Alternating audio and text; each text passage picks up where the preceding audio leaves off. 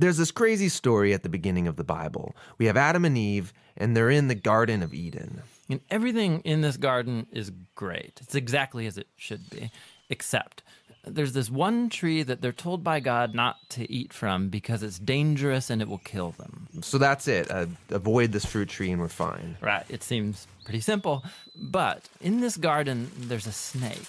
And it starts telling a different story. It says that if you eat of this tree, it's not going to kill you. In fact, it's going to make you become like God. And Adam and Eve, they believe the snake and they eat the fruit. And because of this, the goodness of the garden is tragically lost and evil and death enters into God's good world. Now, why is there a talking snake in the garden? I mean, this thing is a problem. Yeah, it's very strange. And even more strange is the fact that the Bible doesn't say why or how this thing even got there. It just presents the snake as this creature who's in rebellion against God and that wants to get other people to doubt God's goodness and lead them on a path towards death.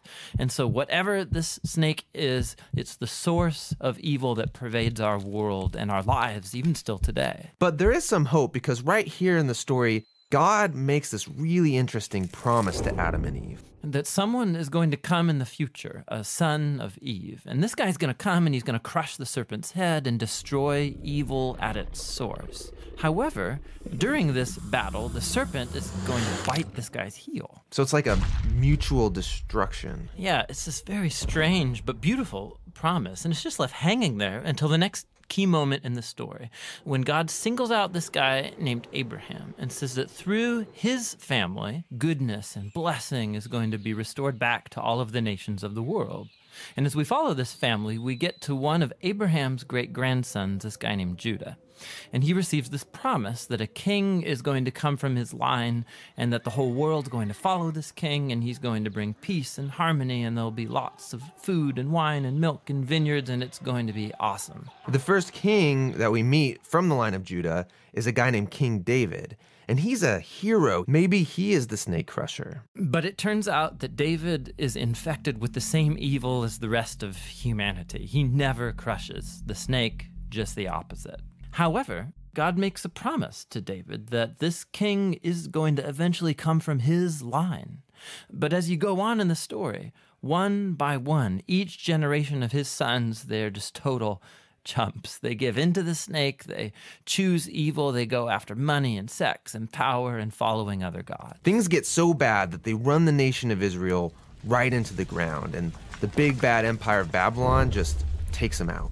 And so now there are no more kings to even fulfill this promise. So it seems like the whole plan is lost. But during these dark days, there's this crazy group of guys called prophets, and they just kept talking about this coming king and reminding us of the promise that he'll come, he'll defeat evil, he'll restore the garden. Now, one specific prophet, Isaiah, he tells us more about why this king is bitten. Isaiah says that the promised king receives this wound because of humanity's evil, and then it kills him. But then all of a sudden he comes back, and Isaiah says it's because he suffered this wound that he can now become a source of healing to other people.